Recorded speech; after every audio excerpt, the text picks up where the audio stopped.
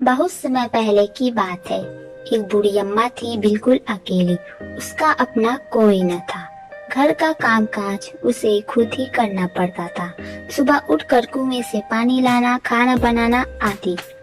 उसके साथ एक परेशानी थी। वह रोज सुबह उठकर जब घर में झाड़ू लगाती तब तक तो सब ठीक रहता, पर जैसे ही वह आंगन में जाती और झाड़ू लगाने के लिए झुकती, तभी आसमान आकर उसकी कमर से टकराता। अम्मा उसे घूरकर देखती तो वह थोड़ा हट जाता, फिर जैसे ही दोबारा झुकती, आसमान फिर से अपनी हरकत दोहराता। एक दिन, 2 दिन, 3 दिन, लगातार यही क्रम चलता रहा। अम्मा झाड़ू लगाए और आसमान उसे तंग करे।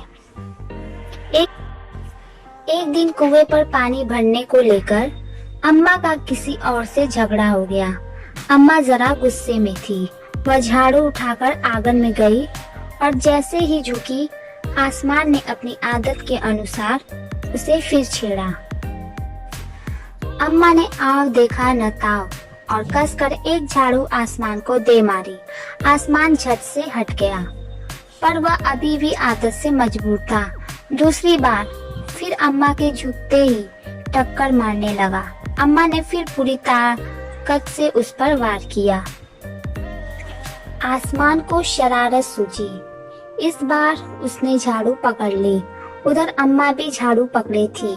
रस्सा कस्सी शुरू हो गई। झाड़ू का ऊपर वाला हिस्सा आसमान पकड़े हुए था तो नीचे वाला अम्मा। दोनों छोड़ने को तैयार ही नहीं थे। अम्मा चिल्लाई, छोड़ मेरा झाड़ू, मेरे पास यह एक ही झाड़ू है। तब भी आसमान ने नहीं छोड़ा।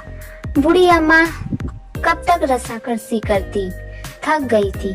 आसमान ने झाड़ू खींचना नहीं छोड़ा। अब वह झाड़ू के साथ ऊपर उठने लगा। उसके साथ साथ झाड़ू पकड़े हुए अम्मा भी उसके साथ ऊपर जाने लगी। वह चिल्लाई, मुझे नीचे छोड़ दो, मुझे नीचे उतारो।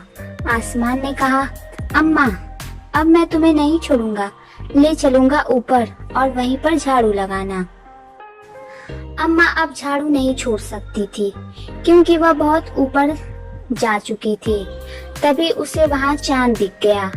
झट से अम्मा ने पैर बढ़ाया और चांद पर चढ़ गई, पर झाड़ू नहीं छोड़ी। आसमान को फिर शरारत सूझी। उसने सोचा, अम्मा तो चांद पर चढ़ गई है, यदि चांद उसकी मदद करेगा तो मैं हार जाऊंगा, इससे यही रहने दो। ऐसा सोचकर उसने झाड़ू छोड़ दिया। अम्मा झाड़ू सहित चांद पर रह गई। वह इतनी थक गई थी कि झाड़ू पकड़े पकड़े ही चांद पर बैठ गई। आसमान ऊपर चला गया। उस दिन से आज तक बूढ़ी अम्मा झाड़ू पकड़े चांद पर बैठी है।